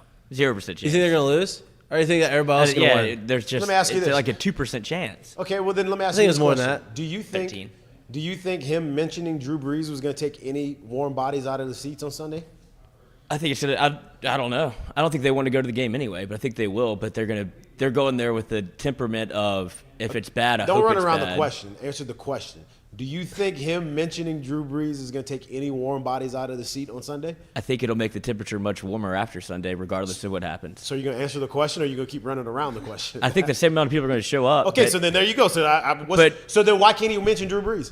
because watch what happens whenever they lose. They're going to compare them, and now you have a comparison that you didn't need to make, where people already don't like It Derek doesn't matter Carr. because here's the thing. Especially because you know this, bro. This is Louisiana. One, they ain't moving on from Derek Carr. Newsflash, they ain't moving on from him next year anyway. Right. That's one. Two, if they win next year, where is all those Saints fans? It gonna doesn't be? matter. Exactly. If you win, it Right doesn't in matter. them seats, doing the chant with everybody right before the game. It don't matter. So saying that really doesn't matter when it comes to Saints football. I think it'll be something that is talked about whenever if the Saints are to not if he doesn't play well, the Saints don't make the playoffs, and then it's back to now Mickey Loomis has his name on this quote, and That's fine. Like, what is he even talking Look, I about? think you- Because it's what they'll galvanize around next year if they win. So I think you've all realized that Mickey Loomis doesn't give a shit about his name being on quotes. Like, Mickey Loomis does what he wants to do, and he has his own plan. And look, for as much as you want to say, anybody wants to trash, like, Mickey Loomis has done a really good job for New Orleans in his career as the GM of New Orleans, I believe. I mean, New Orleans is about to lose their team to San Antonio, and then you go out and you make the move to get Drew Brees, risk. You go out and you get Sean One of the Payton. winningest franchises since And that's that's happened. and that obviously, well, you had that for a really long time, and now this is a whole new transition. So like, there's gonna be there has to be some bumps and bruises and stuff. And everybody talked about the salary cap. Listen, they're gonna navigate through that. He's never been a team got to rebuild, which I'm all for. I'm glad he doesn't ever have to rebuild.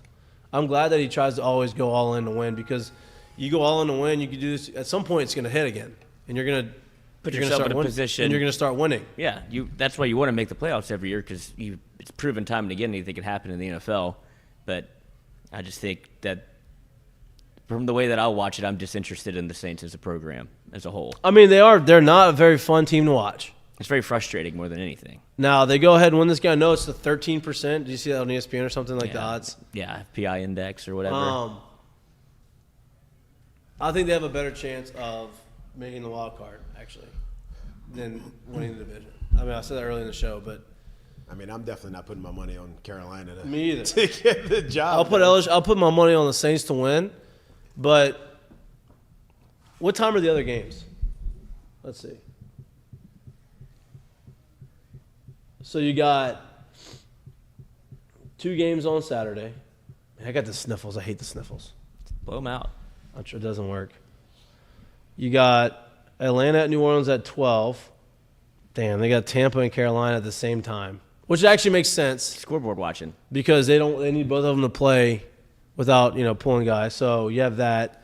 Then you got, they did it for us. Nope, Minnesota and Detroit same time too. Well, it's the NFC. Like the NFC window is usually like the 12 o'clock.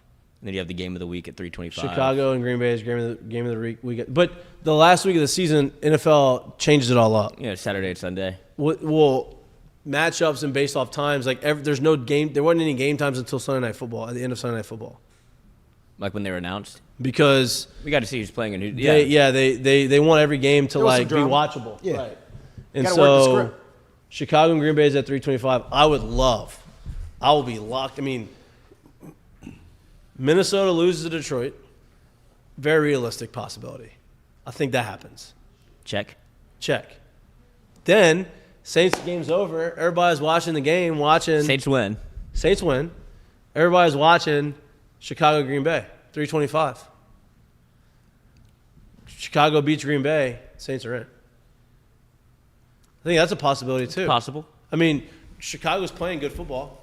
Jordan Love's been out of his mind lately. Yeah, Jordan But yeah, Love's it'll be a playing good. really good It'll be a football. good game. I think it will be. I'm not just saying that. I'm not saying as as a Saints homer. I think that Yeah. it's a rivalry game. Anything can happen. And it's a much better chance than that of the Panthers beating the Bucks. Yeah. I feel like that one will be. But boy, would that be awesome. What if they all happen? Well, that wouldn't matter. I know. I just Saints say, would be the Saints would be the 4 seed, 3 seed, it'd 4 be seed. How many divisions? 4, right?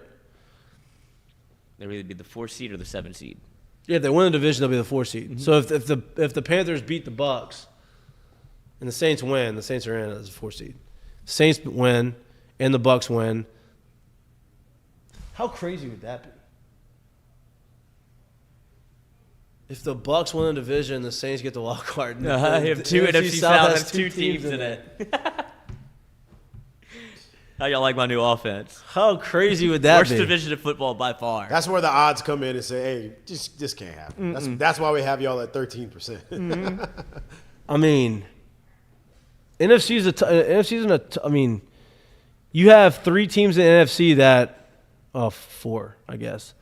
Dallas, Philly, Philly's Detroit, reeling. San Francisco. and San Francisco, right? Now, LA's got their 9-7, but you have an opportunity. You have a bunch of 9-8 teams. If LA wins, they're 10-7, but you have a chance to have a bunch of 9-8 teams. Hey, if you just name those 4 teams anyway, if you just Dallas, Philly, Detroit, and what was the last one? San Fran. San Fran. If I told you any 4 of those teams were in the Super Bowl, 2 of them for sure, you'd be like, they're good chance they're the favorite. Yep. 9-8. It's going to be wild Sunday, Saturday, and I Sunday. hope it plays out for you so you're all in on this 3:25 game. I mean, dude, Chicago's 7-9. I didn't realize they were 7-9. With the first pick, too. Thanks, It Carolina. means they're closer than you think. What would you do? What would you do with Fields? I keep them. I'm going to be honest with you. I'd keep him. Man, I'm much like if I put on a GM hat right now, it'd be hard for me to pay a second contract to a running back.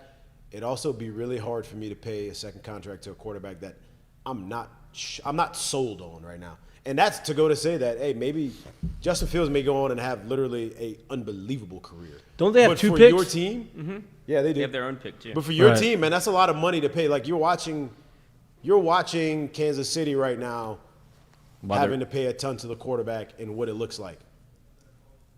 They made Patrick Mahomes look normal, right? Like, so it's hard to do. So it's like, if I don't really have a team that I think is built around him, man, it's really hard to pay that quarterback because you're gonna have to pay, right? Like, there's Right. no ifs, ands, or buts about it. I think they go. They could decide to pick up his 5th-year option, I believe. Yeah. No. You got one more year. My point is if you keep him though, you're missing out on you don't have to trade any capital to get one of these. So top I quarterbacks. think what they will do is you got they're the number 1 overall pick, right? Arizona, Washington, and New York, New York. and New England. all in besides. They're all Arizona. those are like there's a 2-loss team they already got the number 1 pick, which is now Chicago. Yeah. Then you have a bunch of teams that have 4 losses and a bunch of teams that have 5 losses. So like they have a lot of moving and shaking the last game of the season to move Name into the quarterbacks of those. Well, so you have Arizona. They're not going to take one. I think they're out. Let's see. Washington to Sam Howell. Washington, Sam Howell. I think they like him, but potentially I think they're in. New quarterback York. market, at least. New York Giants. I think they're in on the quarterback market. Yep. Chargers not in. Not in. Tennessee Titans not in. Not in. They've gotten they have 3 of them right now. They have Not 2 in. that they drafted. They're Not not in. Can't do it again. New England Patriots in. In. Trading. All the way in. So here's the deal. I think that they could, depending on how it shakes out, they could trade the number 1 pick, get more draft capital, and still be in a position to draft a quarterback if they want one. Yeah, it depends on which one they actually value and where they feel he may fall. But I think they're going to keep Justin Fields. I think they're going to trade the number 1 pick, and they're going to get more picks to build around him. Yeah, it's possible. I could see him doing it. I wouldn't be surprised at all, though, if they moved on from him. So Just because of what is there. Well, and it resets your clock on a rookie quarterback deal. What if you That's trade? my point. Like you're Yeah. saying, like, they can pick Right. up the 5th-year Cheaper. option. I know, but then now you go next year where you're going to have to make the decision to pay him and or franchise him, which is still pretty much paying him. And then you missed out on drafting a And then you quarterback. missed out on a really Yeah, good because- draft of quarterbacks. yeah, right. So, and you don't know where you're going to – like if you're 7-9 this year, but you're still picking up there, you're hoping that your team gets better and that you're better. You're not going to be picking up Here's better. my question. Do you think that they could trade him somewhere and get, like, before the draft? Yeah, Yes. I do. 100%. Who do you think would Falcons want him? are in. Falcons would be a He's good from one. there. Falcons are – there's no way in hell Falcons are not in on a possible quarterback situation. Yeah. That could happen. For Caleb Williams. Trade him there, and you get their first-round pick. Hey, I'm going to give you him for a first-rounder. Yep. Yeah, it was switch spots. No, not even switch spots. Here's our quarterback. Give me your first round. Now Chicago's got 3 3. first-round picks. Yep. Did you see where Caleb Williams was living? Where? Oh, you haven't seen the I'm picture of so this? off of Caleb Williams. I couldn't be more off. You wouldn't be off of where he's living, I can tell you that. This is why he didn't want to leave SoCal, dude. Look You at would this. not look be at, off of where he's look at living. what NIL can do for you. And I don't think this isn't from NIL. This is from wow. Oh, yeah, it is. Well, no, I don't, NIL, but like he's got national deals. It's not like the school's like paying him to go there. He's getting them from like national. Gatorade, Yeah. fingernail polish, Etsy's. This is NIL in Southern California, basically. Wow. And I wonder, he's like, I might come back. Got a I'm 2-year lease. still off of him though. Yeah, absolutely. I think everybody is. I think that's part of Once the. he said, "Give me a percentage of the team," I'm off. It wasn't that got me off of him because that hasn't been like confirmed that he actually said it. It's been floated out there.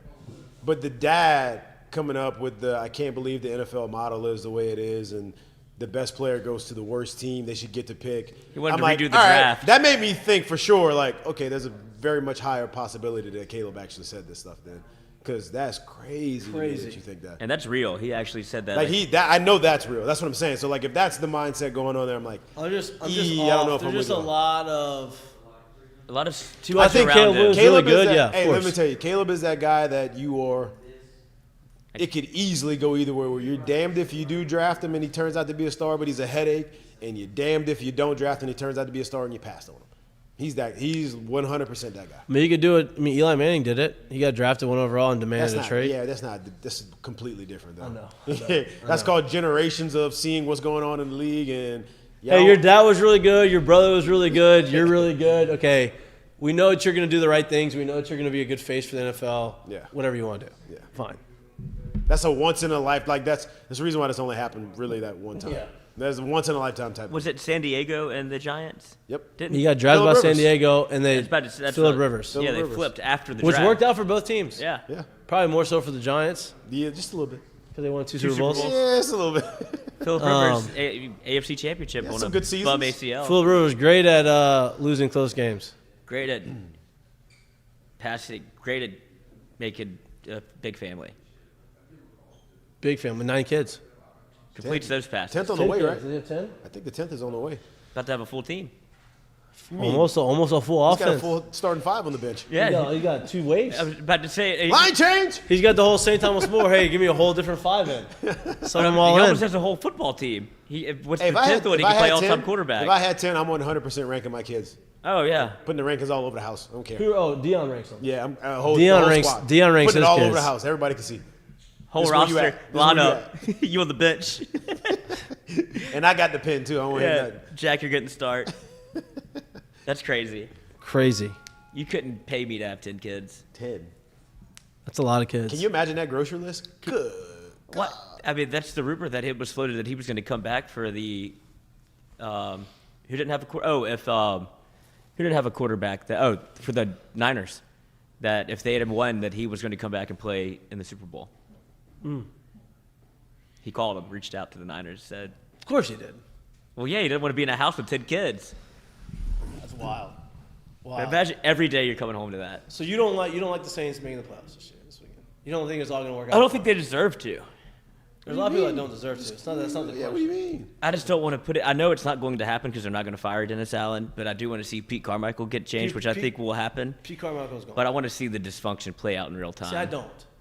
I'm ready for it. I don't want the dysfunction to play out. It's been playing out. I think let's finish the season off with a little bit of function, right? Be functional. Get to the playoffs. You don't think they're going to win? Make a run in the playoffs? No. No. Home But- playoff game, though. But exactly, you're in the home. You get a playoff game. Like maybe get an upset. Like you just I think that's what the run would be if they made a run. right. And like I'm not saying that they are, but I'm just saying like you get in, you just never really know how it's going to shape up, and so it's like it still gives you another opportunity to watch football, meaningful football in New Orleans, which I think is always fun. Long shot, 13% based off of the odds. I think they have a good shot. What if they just lose to Atlanta? That would, I mean, Temperature would be warm. yeah. I'm telling you, they're going to tie or something. Yeah. They get in with a tie. Yeah, they tie and everyone else loses. Like, but it's just 8-1. No cabin winning record. 8-1. That'd be nuts. All right. What are y'all doing this weekend? No plans. No plans? Show season, baby. You know how it goes. We'll watch some football. This is that time of the year where it's like the middle of the basketball season, kind of into college basketball. That's kind of into the college basketball season. LSU plays Saturday night against A&M on SEC Network, 7:30. Oh, good. I can watch it on TV You can watch it on TV. if I want to. Hey, first game, first SEC, baby. New season starts Now. on Saturday. You're right. They 0-0. struggled. They struggled. They haven't been playing great. I think they're 8-5. Hey, 0-0? A&M, first game, Saturday night, SEC Network, 1-0, dude, 1-0. What do you think the halftime SEC, show I is? mean, A&M's not ranked. SEC's kind of, A&M's kind of struggling a little bit. Texas A&M 9-4. Tigers are 8-5. What is the line? Oh God, I don't know. I thought you asked me what the line was. You just asked me what the line was? What'd you ask That's me? what the halftime show would be. Oh. Right? You can't bring Red Panda out again. Is it at home? Yeah. Is that LSU? Yeah. in the I PMAC. believe. Go support them. I'm going to be there. No, it's in Bryan College Station. I'm not going to be there. Not going. I'm not going to be You there. would have gone anyway. I'm not going to be there. I know you aren't. You don't like LSU that much. I'll go to the women's games. Did you go yesterday? No. Forgot they were playing. What? After we had Joe Ratty on the show, you forgot? I'm looking ahead to South Carolina. We already got tickets for that one. Yeah. We're That's where ready my for that mind one. went. We're ready for that one. What about 20? They what? They won by 20. I know. It was tight, though, at halftime. It was only a 7-point game at halftime. They kind of went on a run to make it a 7-point game. The third quarter is where Kim Mulkey shines. If you're a gambling man, take LSU in the second half. I'm trying to find. Do they not have the lines? Probably not. Huh? No, not for college basketball. They'll put them out tomorrow. All right. All right, what we got? Mistake of the day is brought to you by Dozy Place. Oh, the mistake of the day is brought to you by Doe's Eat Place. Yes, it is. And it is unfortunate what has happened where a dog. Oh, Peyton Turner's back. Hell Forgot yeah. about him, huh? Michael Thomas was supposed to come back, so was Marshawn Lattimore. They all said if they were in contention, they would play, and I don't think either one of them were playing. Peyton Turner's back. In Pittsburgh, a dog ate $4,000 in cash off the kitchen table. How much? $4,000 in cash. Wow, 8 cash. Ate $4,000 in cash. The money was intended to pay workers who built the new fence. It's very convenient. It sounds like a drug dealer. But half an hour later, the money was strewn all over the floor in pieces, with Cecil standing nearby. Not Cecil. In the middle of the night, Cecil turned into an ATM. He throws up, and I was like, wow, that's a lot of hundreds. Clayton Law said, the owner of the dog. Said he wouldn't touch a steak if you left it on the table, but there was something about money he couldn't resist. And he's been pooping it out, throwing it up, and they're going through all of his feces to get all the money together. Are they going to be able to put it back together? I don't know. But I don't even know. I don't know what you do. How much was it again? $4,000 in cash. $4,000 in cash, and he ate all of it, and he's pooping it and throwing it up, and they're Cecil trying. got a rich taste, bro. Are they piecing it together? Like, is it not all full? It's ripped. And some of it is ripped in half. Like I would imagine, he didn't eat the whole dollar bill. But I don't know how that works as tinder if it's not. No, you can tape it together. Yeah, You can tape it together. Boy, that's. I would love to see him eat it. But they have recovered. Have you seen Bookie? The show Bookie? $3,550 of the $4,000. Wow. So he's still got $450 in that belly. Wow. So have you seen the show Bookie on HBO No, it's Max? fantastic. Awesome. Well, that reminds me of the scene in Bookie whenever they got paid. The guy owed him all his money, and he wiped his ass with it. Yeah. I haven't seen that scene yet. Thanks, Mikey. It's in the first episode. First episode. so Like you must 5 not minutes watch in. Yeah, he wiped his ass with it. And they had to go hang it out in the yard. Yeah, cleaned it. Cleaned it. Cleaned the money. What a great show. It's a great, yeah. It's just an easy watching. Perfect way Easy to put it. watching. It's like Ballers, where you just put it on the Yeah, but I background. think it's better than Ballers in the sense of Funnier. like, yeah, it's funnier. I mean, Ballers is real life TV, dude. What are you talking about? Maniscalco's really funny. He's funny. Who? The Rock? Sebastian. The Rock. The Rock's great, but Sebastian from Yeah. Bookie. Yeah. I think he's very funny. Good mistake of the day. All right, current call is brought to you by our friends at Would you Assured do that? Huh? Would you do that? What? Go through the poop for $4,000? Yeah, probably. I mean, if I could, yeah. Would you use it to pay? Yeah. Yeah. I mean, I'm not going through it and not using it. Well, I just didn't know if you'd take it to the bank and get clean money, or Oh, give it maybe. to the people that built the fence. Like, here's your Yeah, shit money. I'd probably do that. Take your shit. But I'd also probably pay somebody Literally. else to go to the bank and do it for me. Because you couldn't handle the smell. I just didn't want to be that guy with all taped up money. Would you pay somebody to go through the poop? You do that hard work. I would probably do that hard work. Yeah. Kobe right by your side. It reminds me of Stifler. Yeah. when the ring got that got eaten and pooped out into the poop, and they gave it to the mom. Was it Stifler? believe so. Same guy who plays Stifler. It was Sean whatever- William Scott. Yeah, he played. It was whatever he was. It was him. He's Stifler. Yeah, You that's, stopped. Yeah, that's all I know him as, Stifler. All right, current call is brought to you by our friends at Assured Partners. Me. Okay. What we got? I'm gonna give my curtain call to. We'll go with Daniil Hunter, Jamar Chase, and a friend of the show, an absolute menace on the field, Patrick Queen. They've all been announced to the Pro Bowl games. no longer the Pro Bowl, just the Pro Bowl games. But they're Pro Bowlers this year, so shout out to the curtain call. Great season. It's like the Olympics. The Olympic Games, the Pro Bowl games. There you go. Go get to play some dodgeball. My curtain call is... Please don't take it. Please don't take it from me. What is it? I don't know. What are you gonna do? Is it golf related? Yep. You can have this one. Which one are you talking about? Jersey Jerry? Yep. We do it together. Unbelievable. We'll do it together. The man that I was broke putting it the in. Did you put it in internet. there? Yeah. All right. I didn't even go down and look at your curtain call. I was just. We need to start. That's my fault. But I put a couple in there. There's Aliens in Miami if anybody wants that. But the shot heard around the world. It was absolutely electric. Took over people's business days. I mean, the people that were commenting on it and that were tweeting at Jersey Jerry were unbelievable. I have the list of people that found their way to this. So can you give everybody the backstory? Yeah, so it's Jersey Jerry works for Barstool Sports. They do a show called Jerry After Dark where they give him like insane things to do, like to fill a live stream. This one was supposed to be a little bit easier, not as like whatever gross. They put him in a golf simulator.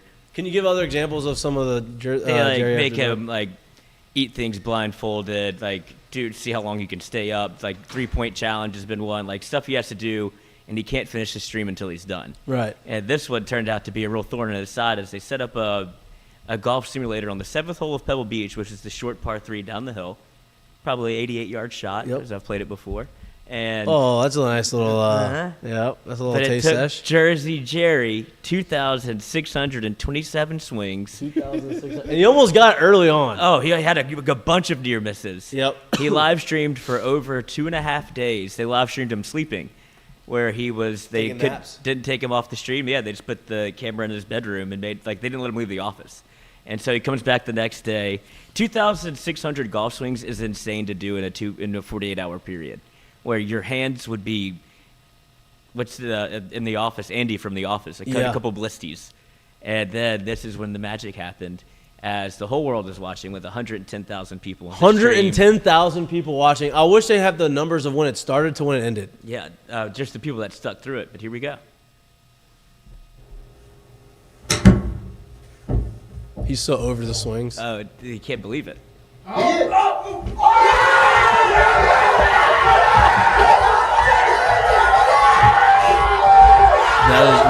Listen, people may not like Barstool and like what they do and like how it's just a bunch of dudes having a good time,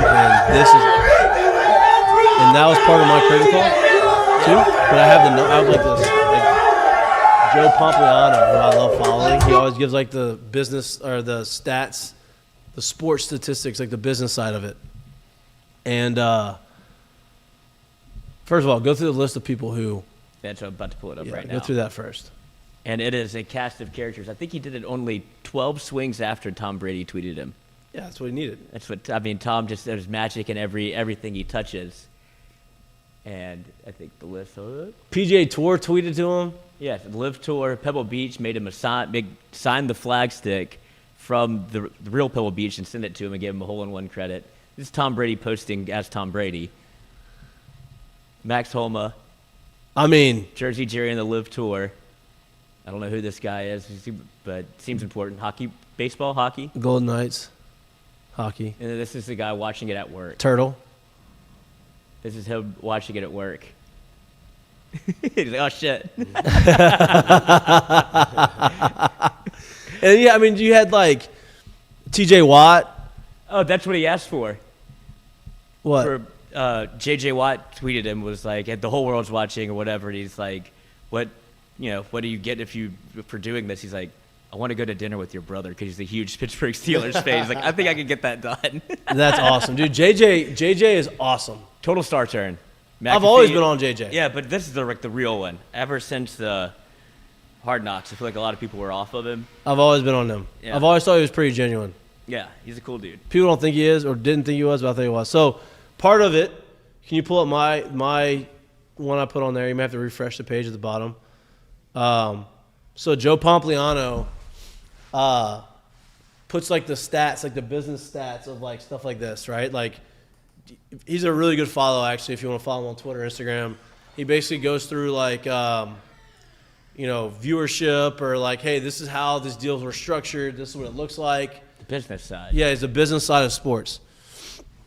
And he tweeted this, and he basically says, he brings it up and he says, there were 20,800 Twitter posts mentioning Jerry the Kid or Legend Jerry over the past 48 hours. These posts totaled 125 million impressions and $3.25 million in social media value. Like, just one random dude. Former meth addict.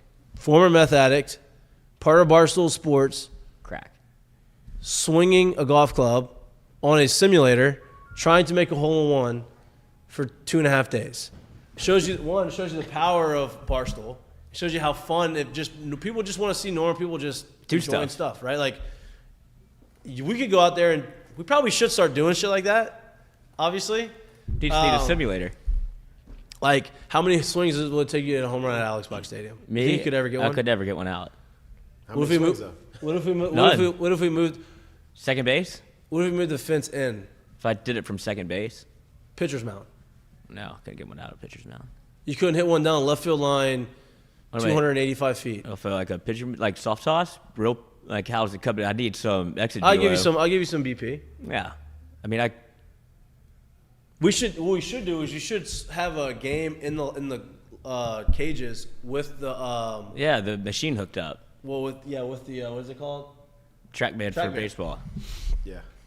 That's what we should do. I would feel much more comfortable with trying to make a hole-in-one than trying to get one out of Alex Box from home. But like stuff like that, right? That just shows you what people like to see, and it's entertaining and it's fun. They did a really good job of publicizing it. So shout out to Jerry the Kid, Jersey Jerry. And I'm sure Jay would love nothing more than me out there. He's like, oh no, let him go and see how long this takes. I got all day.